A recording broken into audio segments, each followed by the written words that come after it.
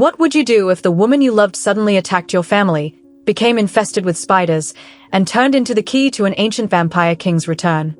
When Mina Murray falls under Dracula's horrific curse, Jonathan Harker must join forces with a legendary monster hunter Liesel Van Helsing to stop a nightmare that threatens to consume the world. But can they save Mina before her soul is lost forever? Dinner at the Harker residence was a warm affair, yet thick with an underlying sense of anticipation.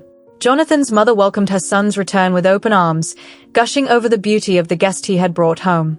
Jonathan, adjusting his intellectual spectacles, attempted to broach a significant topic. "Mina and I," he began, a sentence that immediately piqued his parents' curiosity. Amidst a conversation regarding the success of their bookstore, Mina suddenly felt a wave of nausea and excused herself to the restroom. While Jonathan proudly explained that Harker and Murray's den of words was thriving, Mina stood behind a closed door, pale and trembling. She hurriedly snatched a bottle of allergy medication from her bag, muttering a frustrated, "Oh, hell." When Mina returned, Jonathan beamed as he announced the grand news. "We are to be married." Joy erupted in the room. His mother immediately pulled her future daughter-in-law into a tearful embrace. But in a heartbeat, the celebration curdled into horror. Mina's eyes turned a feral red, and she sank her fangs deep into the woman's neck. A blood-curdling scream tore through the air. You bit me." Chaos descended as Mina's body collapsed to the floor, swarmed by black spiders erupting from her very skin.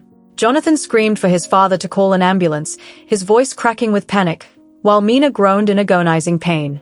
"It's inside of me. It's clawing at my gut," she shrieked as the insects began to crawl across her face. Halfway across the world, a legendary figure emerged, draped in iconic steampunk attire, Liesel Van Helsing. Gripping her weapon, she asserted her presence in a cold, calculated monologue. "My name is Liesel Van Helsing," she declared, standing tall in the shadows beneath her signature top hat. Liesel went to work within the confines of an abandoned hospital, tearing through a horde of the undead with lethal, acrobatic precision.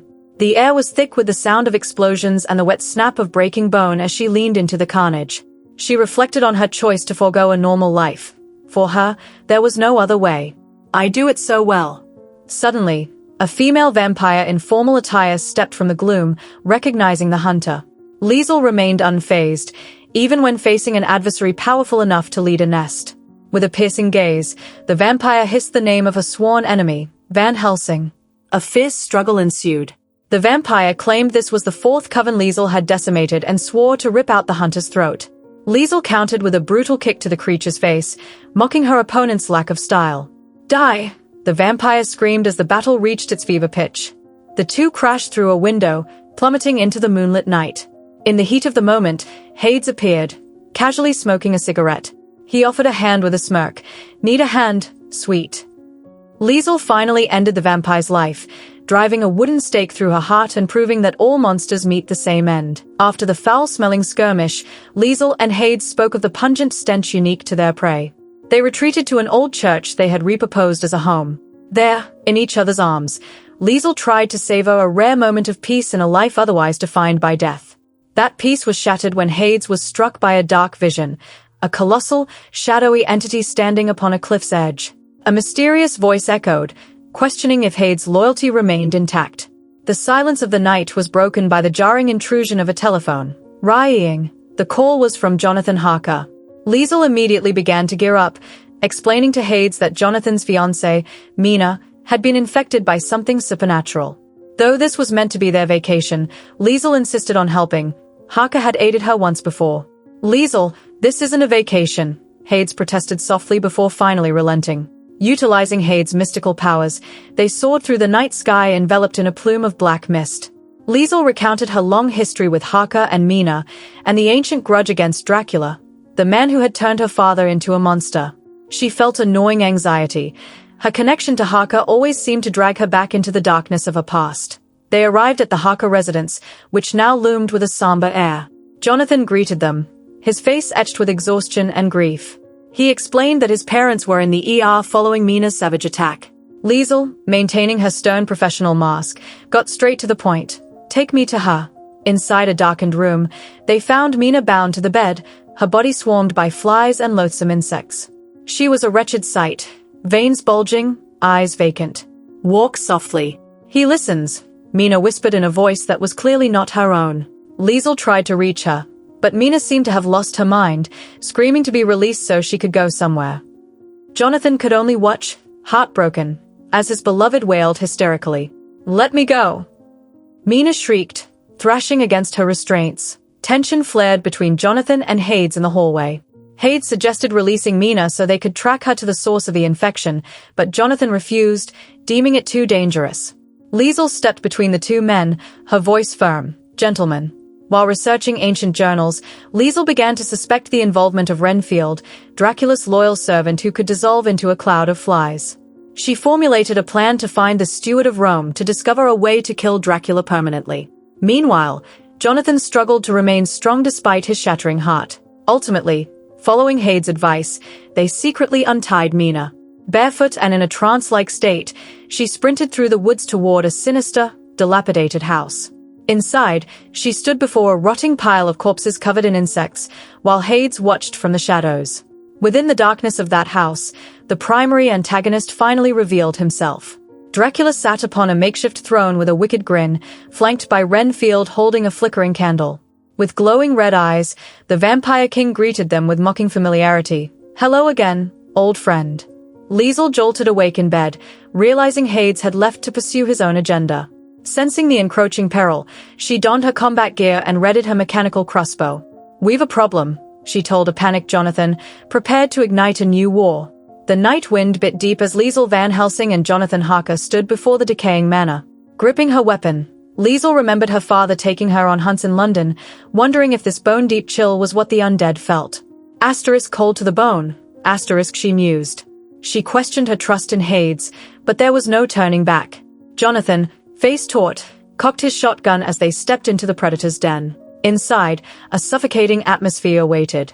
Dracula stood arrogantly upon the stairs, Renfield lurking like a foul shadow beside him.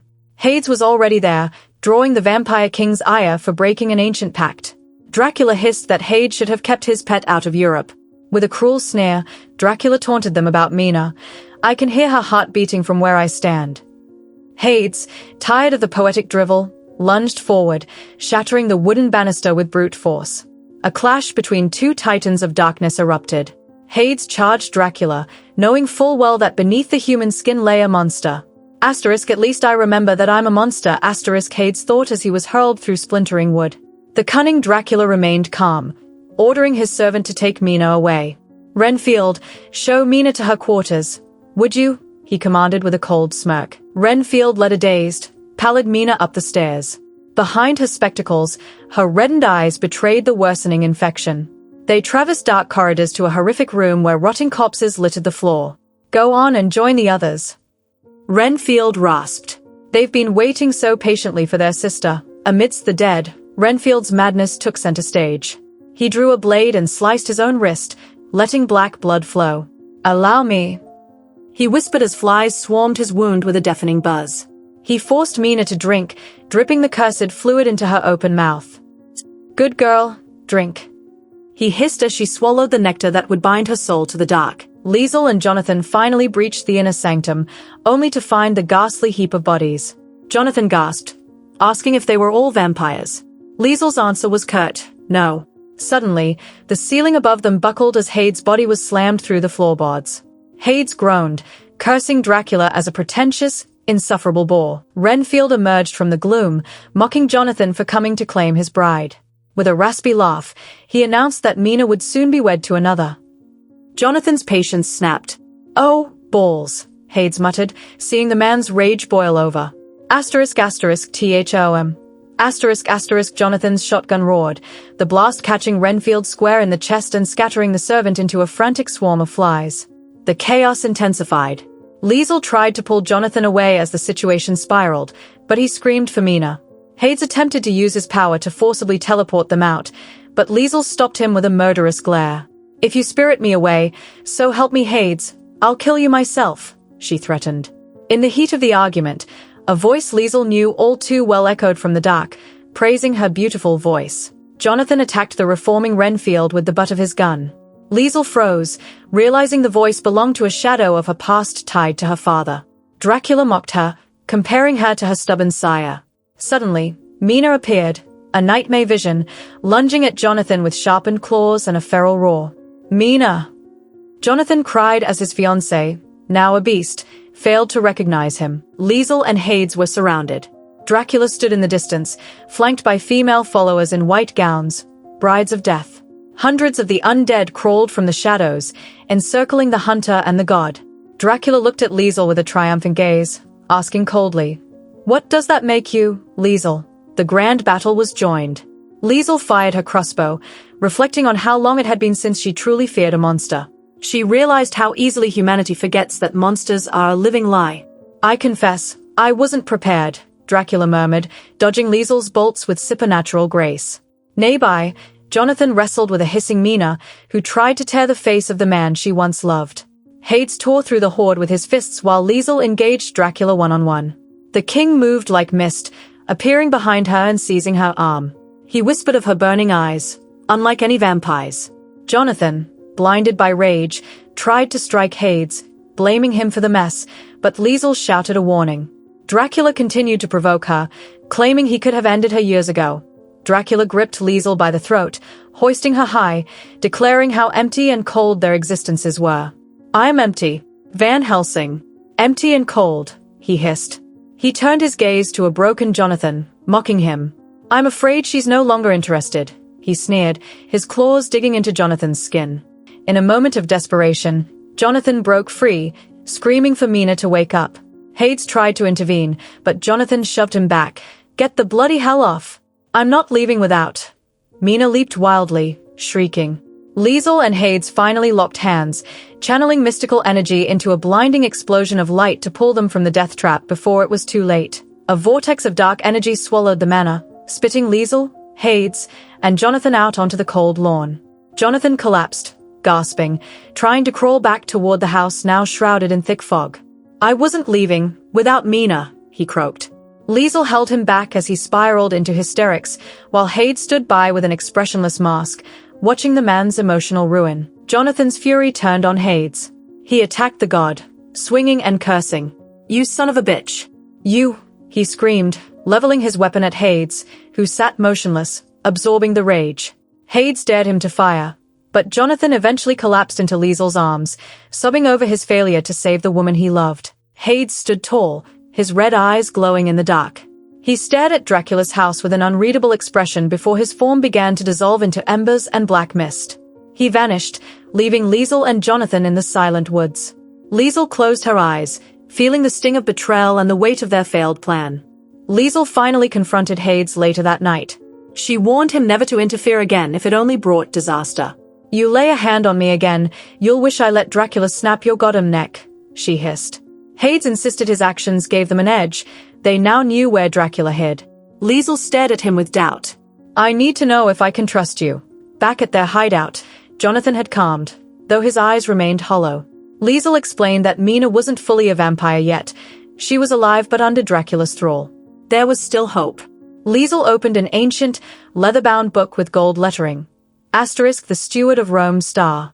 "I think I know where we have to go to find out," she stated, ready for the next chapter. On the other side of the world, beneath a crackling thunderstorm, Hades stood on an isolated wooden pier. He watched the churning sea before leaping into a gaping hole in the earth. "Been a long time," he muttered, free-falling into the abyss, leaving the mortal world for the domain he had long abandoned.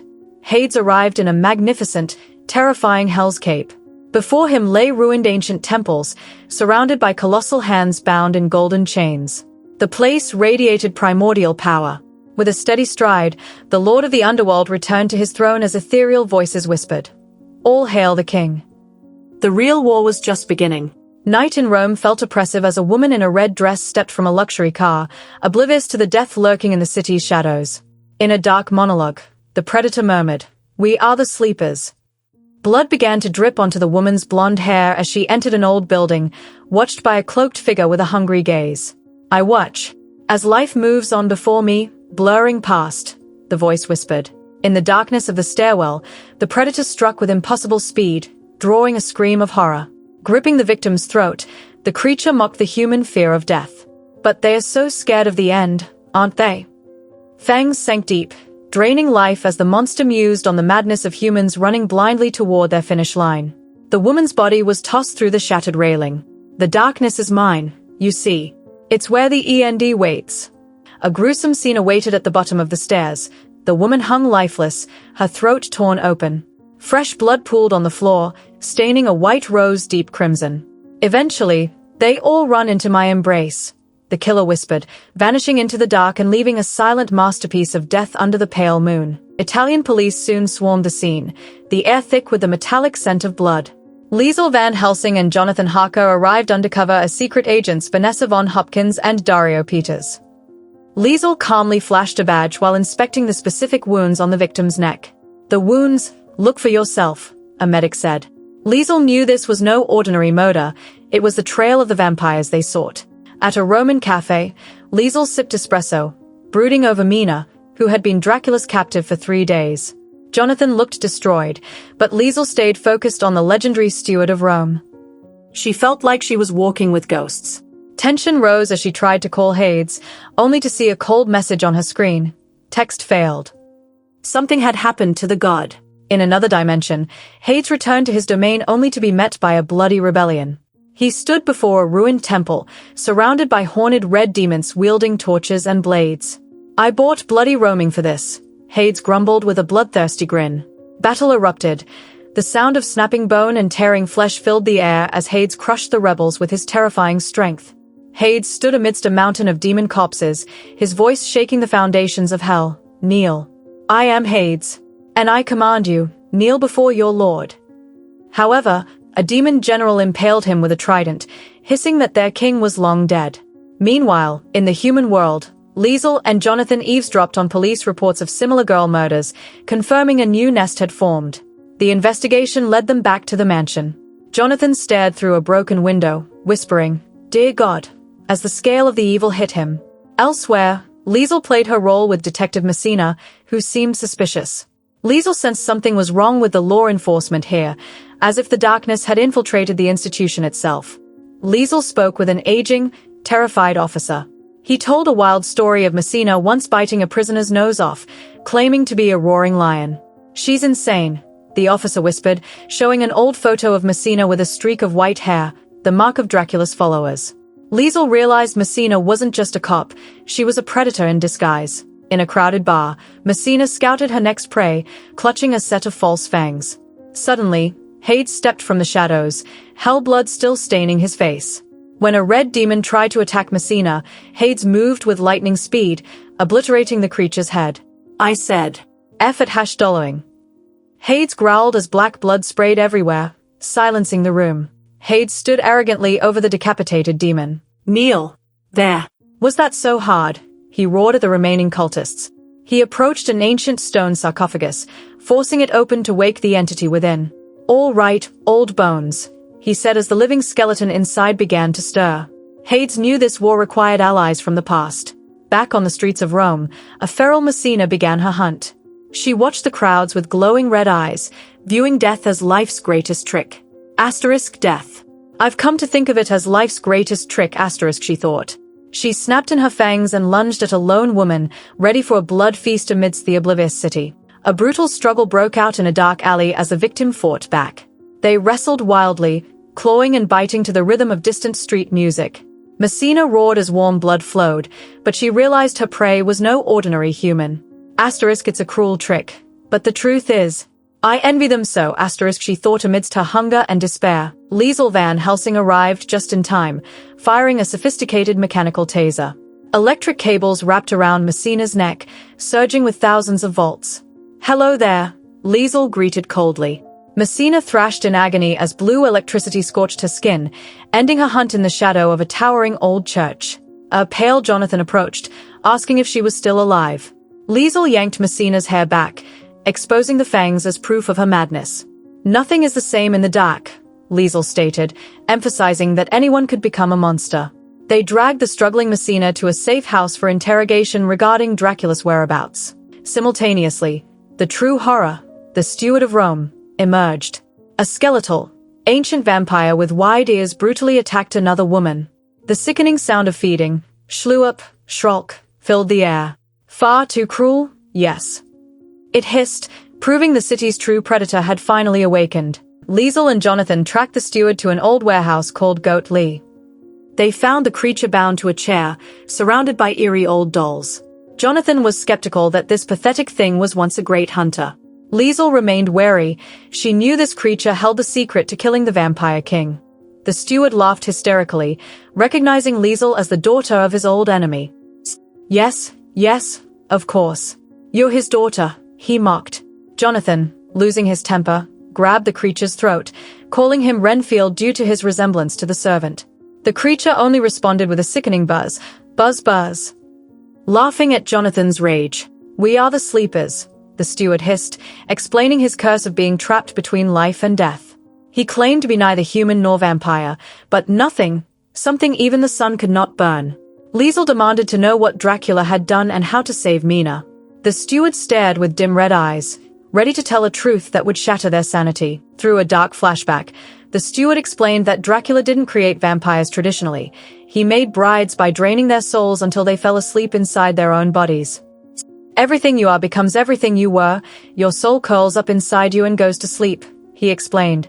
Liesel begged for a way to kill him, and the steward gave a knowing grin as Hades returned. Hades stood in the room, drenched in blood but wearing a cold, victorious smile. In his hand, he held a curved white object, an ancient dragon fang or a powerful artifact. "'Cause I've got just the thing," he boasted. This weapon was the only thing capable of piercing Dracula's immortal heart. Meanwhile, in London, Dracula had arrived. Standing in a dense crowd in his striking red suit, he viewed the city as his new slaughterhouse. "Make the streets run red," he commanded, his eyes burning with hellfire. His followers hid among the civilians, ready to launch an assault that would turn the world into a kingdom of shadows. The war had begun. In the dead of night, a commercial jet cut through the clouds, carrying an invisible terror. While passengers slept to the sound of ZZZZ and snooer, a mystical shadow clung to the fuselage like a parasite. In the dim aisle, a flight attendant poured a drink, unaware of the King of Darkness whispering, "Hello, my sweet sleeper." Dracula stood in the cabin amidst his helpless victims. With a cunning grin, he sliced his wrist, slit, letting his cursed blood drip onto a sleeping blonde woman. "You closed your eyes as Mina Murray, and you will open them to see a new world," he promised. The flight attendant froze in terror as Dracula commanded, "Open your eyes and dream." Mina Murray's transformation reached its horrific peak. Her beautiful face split, revealing a monster with glowing eyes and spider legs erupting from her skin. Before. Now. In a burning London, Mina stood atop a pile of corpses, calling for Jonathan. "Today is our day, lover." Meanwhile, Dracula snapped a man's neck. ****, mocking the fact that Jonathan would soon walk into his trap. "He'll be here. And then, he won't." Back in Rome, emotional tension exploded between Liesel and Hades. Liesel, feeling betrayed by his disappearance, didn't buy his sweet talk. "You look like hell," she snapped. Hades claimed he never intended to leave.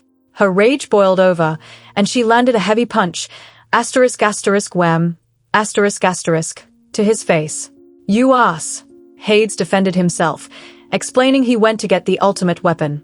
"It ain't just a bone, love. It's his," he said, showing the ancient bone from Dracula's original body. Liesel demanded total honesty. With eyes full of regret, Hades whispered a secret. "I used to be a father." Hades told the tragic tale of his daughter, Angelica, whom he hid in the underworld for safety. She fell in love with a human prince, but Hades knew the man only sought immortality. In a bloody flashback, Hades was shown slaughtering demons to protect her. "I destroyed the underworld so that one girl could live," he recalled, realizing his possessive love was the catalyst for disaster. That prince was Vlad, a young Dracula. He sought forbidden ways to stay with Angelica, eventually drinking demon blood. Hades tried to warn her that Vlad was a monster, but she screamed, "Liar. You did this." The encounter ended in heartbreak as Hades saw the man his daughter loved lose his humanity. The tragedy peaked when Hades found Angelica's lifeless body. In his grief, he realized he had indirectly killed her soul. "I didn't murder her lover. I murdered her," he sobbed, cradling her under a withered tree. Dracula, now a true vampire, stood as his eternal enemy, a reminder of Hades' greatest failure. Angelica lay still in a pool of blood, an image that haunted Hades forever. Liesel listened as Hades explained he had made a pact with Dracula a year ago to stay away from each other to protect her. "You betrayed me," Liesel said coldly, realizing her freedom was just a byproduct of a deal between two monsters. Despite the hurt, Liesel showed a flash of humanity, touching Hades' shoulder. "I am very, very sorry about Angelica." But she gave a stern warning. If he lied again, they were done. "I promise," Hades replied. The air cleared slightly as Liesel asked about the bone, and Hades smiled thinly. "Gladly." Meanwhile, Jonathan tried to stay calm, drinking tea next to the bound steward. Things got awkward when the creature started begging Jonathan for blood. No, thank you," Jonathan said firmly. The hungry steward suggested Jonathan slice his wrist, causing Jonathan to panic. Liesel and Hades returned, met by the steward's taunts about the scent of passion between them. Hades apologized to Jonathan for letting Mina go earlier. "Quite a bit of hard feelings," Jonathan replied curtly. Their attention shifted as the steward saw the bone, his eyes wide with terror. "By the moon, it's his." The steward revealed Dracula's secret. Whenever his body was destroyed, he used a resurrection trick to turn into smoke and reform. The only way to stop him was to drive a bone from his original body into his heart.